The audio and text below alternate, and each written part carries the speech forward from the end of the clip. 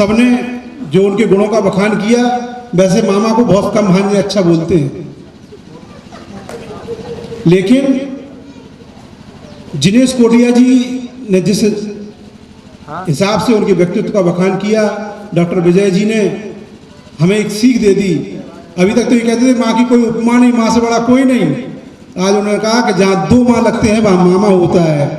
और ऐसे मामा डॉक्टर सुंदरलाल जी का यहाँ पर 81वें जन्म दिवस के अवसर पर हम अभिनंदन कर रहे हैं। बंधुओं, इस क्षेत्र की तो मट्टी में वो उर्वरा शक्ति है, वो वात्सल्य है, वो प्रेम है, वो आत्मीयता है।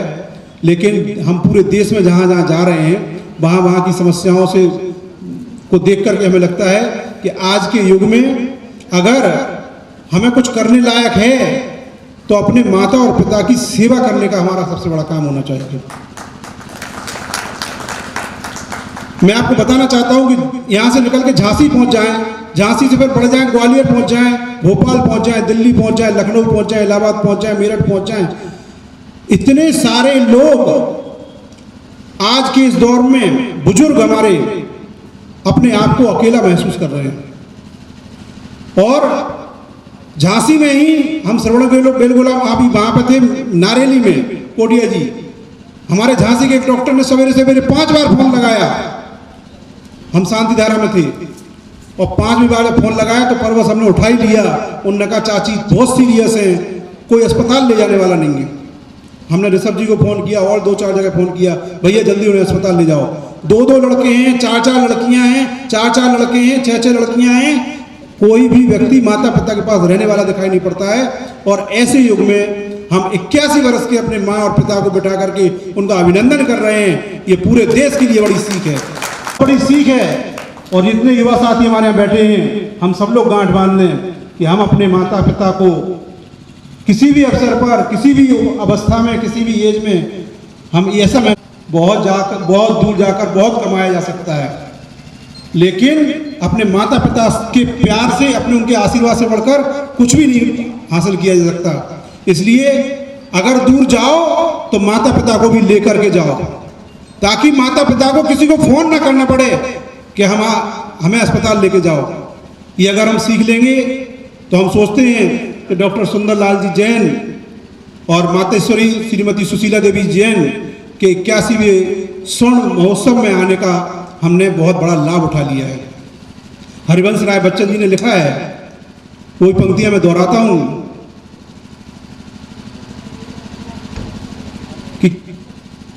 कि रह स्वस्थ आप 100 शरदों को जीते जाएं, आशीष और उत्साह आपसे हम पाएं, आशीष और उत्साह आपसे हम पाएं। धन्यवाद। जय जय।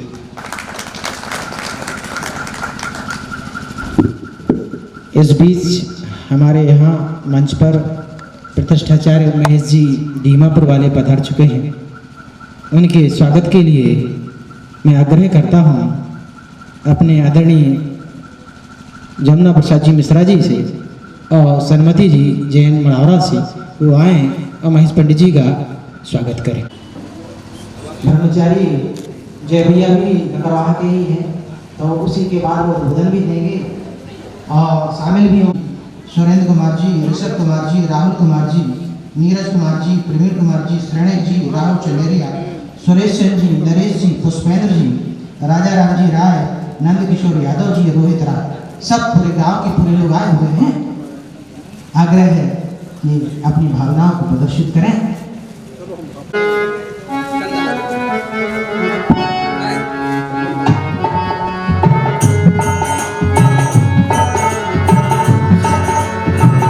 के साथ हम स्वागत करते हैं, अभिनंदन करते हैं, हम स्वागत करते हैं, अभिनंदन करते हैं।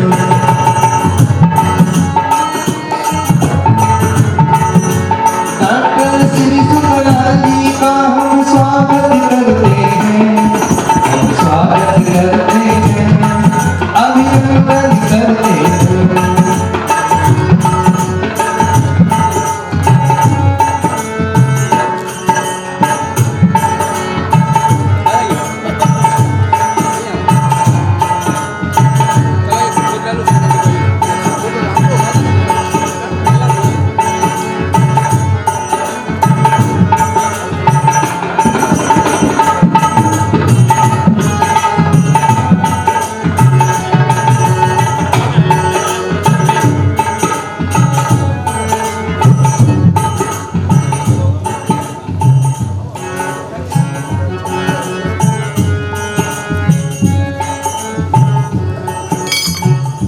श्रद्धेय जय भैया चूंकि नवागढ़ क्षेत्र के भी प्रमुख व्यक्ति हैं, सब कुछ कर रहे हैं, तो प्रागैतिहासिक अक्षरचित नवागढ़ की से जुड़े हुए सब पदाधिकारियों को मैं आमंत्रित करना चाहता हूँ।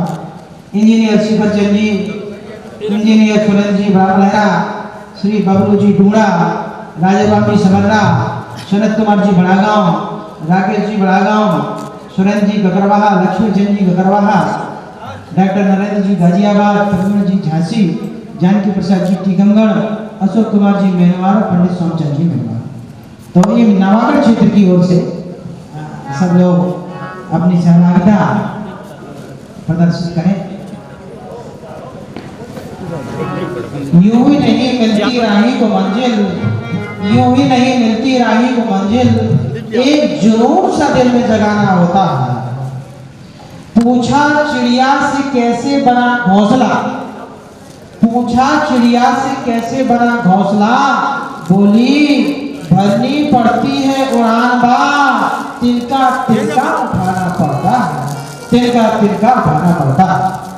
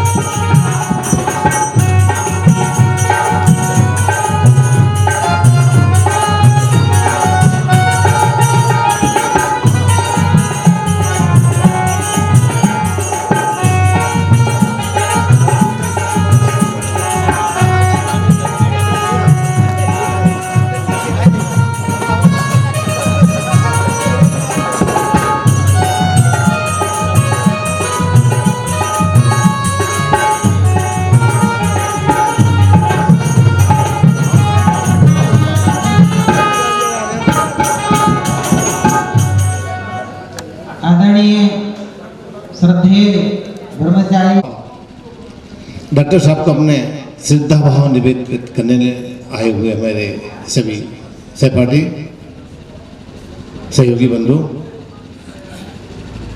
डॉक्टर साहब के बारे में कुछ कहना, क्योंकि अभावग्रस्त दूर तकरवाह जैसे ग्राम में रहते हुए और श्रेयांश जी अजित जी जैसे पुत्रों को आगे बढ़ाना, ये अपने आप में बहुत निश्चित रूप से वह ककरवाह में ही तरज तोड़ रहे होते हैं। इस डॉक्टर साहब का लंबा सोच, और मुझे तो सौभाग्यवाद मिला क्योंकि 5वीं कक्षा से ही बाहर जाना पड़ा, तो डॉक्टर साहब को साथ नहीं मिल पाया। लेकिन लौटने के पश्चात जब नवागढ़ क्षेत्र का कार्य संभाला, संगला की बात आई, तो डॉक्टर साहब से बहुत कुछ डिस्कशन हुआ, जानकारी ली, कहाँ कैसे करना है, क्या करना है, कहाँ कौन कौन सी मूर्तियाँ कहाँ हैं।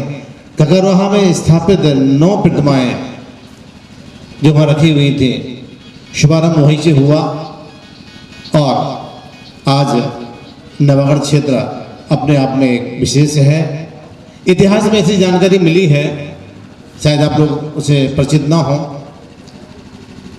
पृथ्वीराज चौहान ने सन 1182 में महुआ पर आक्रमण किया। उसमें आला उदल थे, ईदल थे, बनाफर सरदार थे, तो वो आक्रमण नहीं कर पा रहे थे। लेकिन उनके साले माहिल ने, क्योंकि माहिल इसलिए उनसे विरोध में हो गया था कि परमादेव देव ने उनके राज्य को अधीनस्थ कर लिया था, उनको एक सामंत बना दिया था। तो माहिल ने आला उदल को नसीहत करा के पृथ्वीराज चौहान को आमंत्रित किया और महुआ को जीतते हुए वह मदनपुर की ओर आए। लाजपुर, मदनपुर, नवागढ़, दुधही, ये सभी क्षेत्र उस समय विध्वंस हुआ है। एक कथन नहीं मिलता है कि ककरवाहा में भी एक युद्ध हुआ है और उसमें राउत जो सरदार था उसका वहाँ जो मरण हुआ है और तभी वहाँ ये सभी कुछ हो पाया है। तो इतिहास के ऐसे पन्ने हैं, कितनी तहें हैं हमें नहीं मालूम।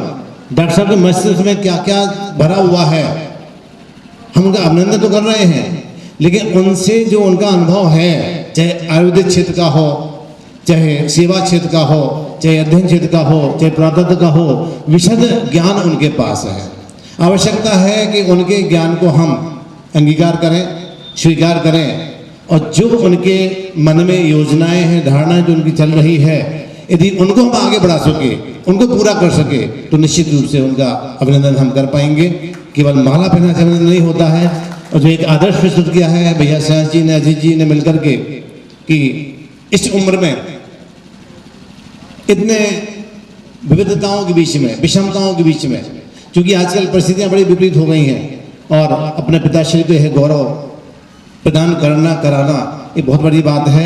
मैं तो यही कहूँगा कि कुछ लोग यहाँ पर ऐसे हैं, अवतार नहीं, भगवान नहीं, पर ढूंढो तो इस धरती पर उनके जैसे इंसान नहीं, पर ढूंढो तो इस धरती पर उनके जैसे इंसान नहीं। मैं यही बात कहूँगा कि तुम समाज के उन्नत मस्तक, तुम समाज के चंदन, यह समाज है तुम्हें समर्पित। स्वीकारो अभिनंदन, स्वीकारो अभिनंदन। भाई साहब का आत्मीय आभार। इसके पश्चात मैं थोड़े संक्षिप्त उद्बोधन हेतु पंडित रमेश चंद्र जी शास्त्री भौरावाला को आमंत्रित करता हूँ। आग्रह करता हूँ कि थोड़ा सा सब लोग समय सीमा का ध्यान रखेंगे और कहने की आवश्यकता ही नहीं है। वैसे सब लोग बहुत संक्षिप्त नहीं बोल रहे हैं, क्योंकि वक्ता बहुत हैं, इसलिए थोड़ा सा हमें लगता है कि समय ज़्यादा हो रहा है। आदरणीय पंडित जी। ओम नमः सदेभ्यः।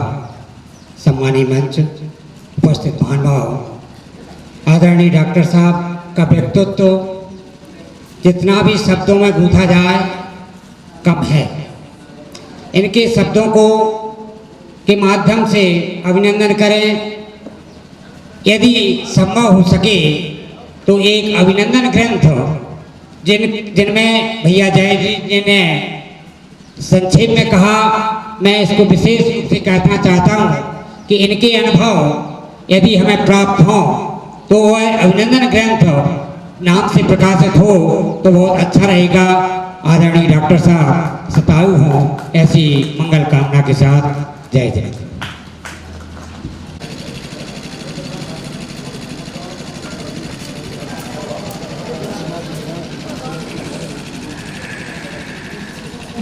नमस्ते वर्धमानाय मृदु कलिलात्मने शालोकानां त्रिलोकानां विद्याधरपणोते। सम्मानी अंतर्दायी सम्मान, समय की कमी है। हमारे आदरणीय डॉक्टर साहब हमारे भाई हैं, वहाँ इनका संबंध जो है 58 में जब वो यहाँ पर दौड़ में शिवार्थ आए, हमारे पिताजी ने और इनकी माँ थी माई, उन्हें बताया और हमें मालूम हुआ कि हमारे भाई हैं और इनके आयुर्वेद के बारे में या सादगी के बारे में या विद्युतता के बारे में और या क्षेत्र सेवा के बारे में या समाज सेवा के बारे में कहना और सूर्य के सामने दीप दिखाना है। मैं तो इतना कहना चाहता हूँ कि इनके मार्गदर्शन में इनके बालकों ने जो और पथ प्रदर्शन किया है,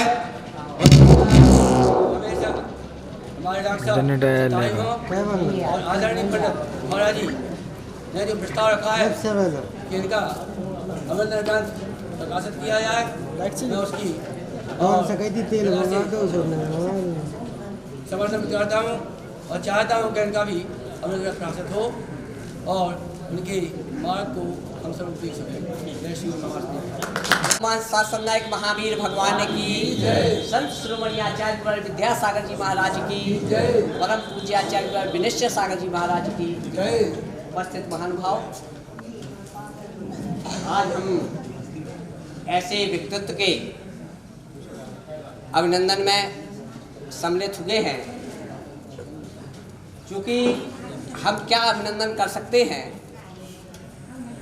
ये तो जैसे सूर्य को दीपक दिखाने का कार्य हुआ करता है। हम सबके मार्गदर्शक है, प्रेरणा स्रोत है। यह ककरवाहा की उस धरा पर जन्म लिया जिन्होंने, और उस धरा के पुण्य ने सारे बुंदेलखंड को आलोकित किया है। ऐसे आदरणीय डॉक्टर साहब का हम अभिनंदन करने से हम अपने आप को गौरवान्वित महसूस करते हैं। महानुभाव, कवि ने बहुत अच्छी सुंदर पंक्तियां लिखी हैं। और दो ही पाटन के बीच में साबित बचे ना कोई, लेकिन वही कवि से पूछा गया कि चलती चाकी देख के वृथा कबीरा रोए, और राह कीली के पास जो बाल लंबा का होए।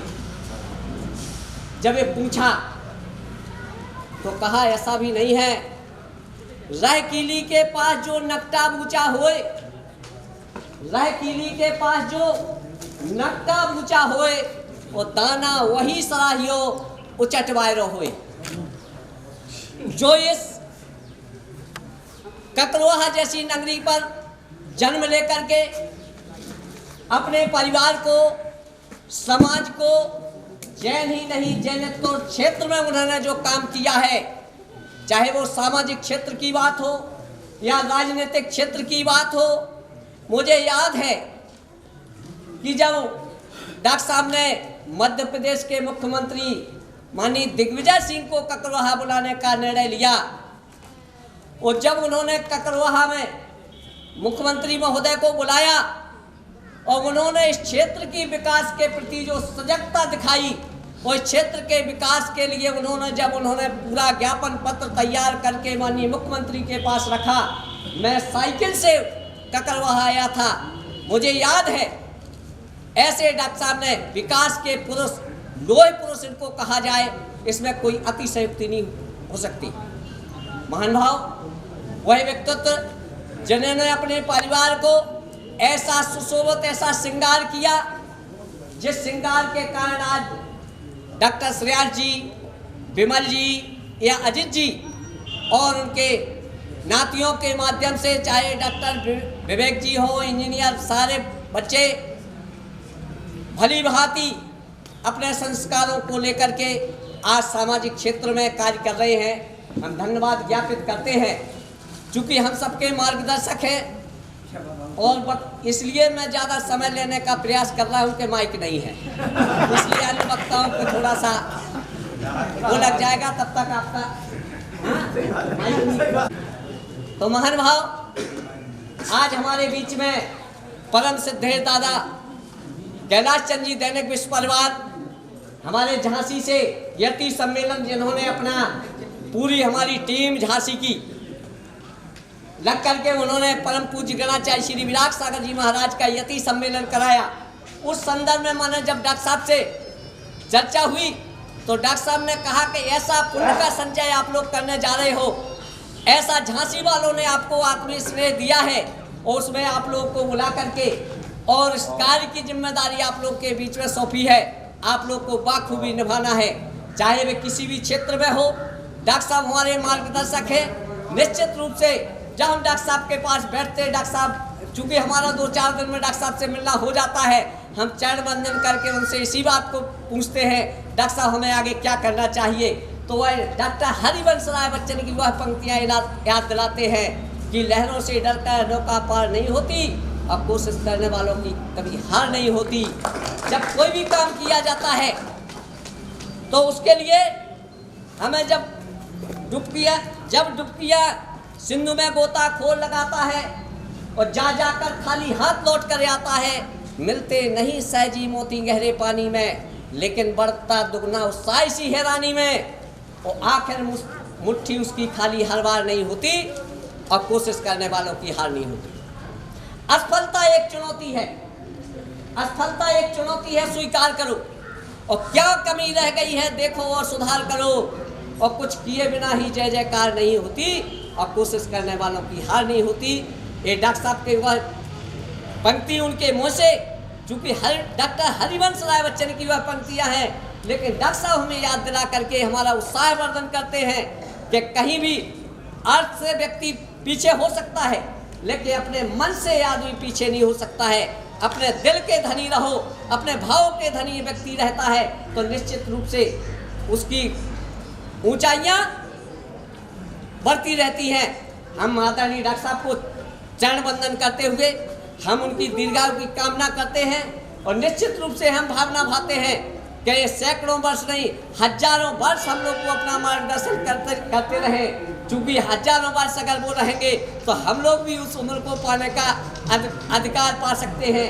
हम आदरणीय डॉक्टर साहब से निवेदन करते हैं शाश्वत द्वीप पर, चूँकि ये लक्ष्य सम्मेद शिखर है और गुरु दत्तादि जहाँ से मोक्ष गए हों, ऐसी सिद्ध भूमि से हम डॉक्टर साहब का यह अमृत महोत्सव हम मना रहे हैं। ऐसे शुभ अवसर पर हम अपनी भावना भाते हैं और आदरणीय डॉक्टर साहब के उपस्थित हमारे मंचासीन अतिथियों के, चूंकि वह ककरवाहा वह धन्य धरा है जहाँ से पंडित गुलाब चंद जी पुष्प जैसे विद्वान, जिन्होंने सारे देश में ही नहीं बल्कि विश्व में उन्होंने अपना वह बुंदेलखंड का नाम रोशन किया है, ऐसे पूरे ककरवाहा नगर की कल कल को पवित्र है और ऐसे नमन करता हूँ। और उन्हीं की अग्रज हमारे आदरणीय श्री जय निषाद जी और चाहे हमारे नरेंद्र भाई साहब हों, हमारे आदरणीय ऋषभ जी, संदीप जी, चूँकि अल्पसंख्यक आयोग में जो है सचिव रहते हुए भी हम लोगों को बराबर अपना मार्गदर्शन देते रहते हैं। ऐसे हमारे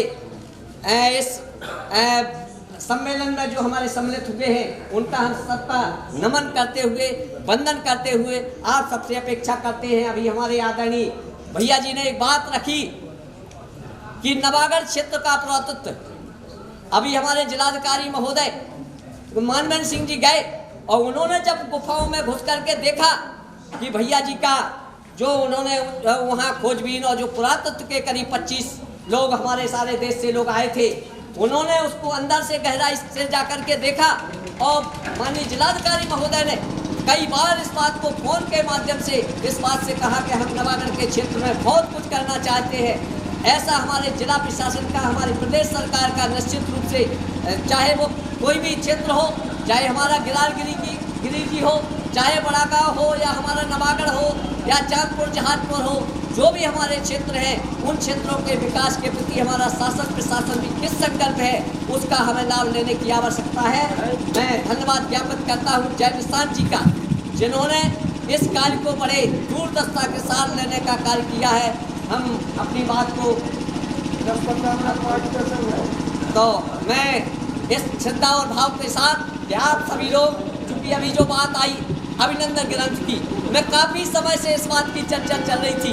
मैं काफ़ी समय से, अभी हमारे जयंत जी, हमारे रमेश जी ने बताया कि जो है हमें अभिनंदन ग्रंथ वास्तव में बड़ी देर हुआ करती है। हमें ऐसे व्यक्तित्व का हमें सम्मान, हम उसके बाद पछताते हैं, उसके बाद हम करने का प्रयास करते हैं। हमें अभिनंदन ग्रंथ निश्चित रूप से प्रकाशन कराना चाहिए। इस मंगल भावनाओं के साथ मैं आप सबको चरण वंदन करता हुआ, डॉक्टर साहब के श्री चरण में अपना नमन करता हुआ, बोले महावीर भगवान की। जो मिल गया उसे खोया नहीं करते, हासिल उन्हें होती है सफलता।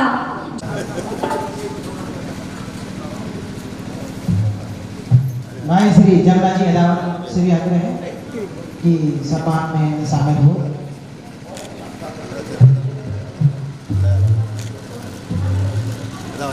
इसके पश्चात मैं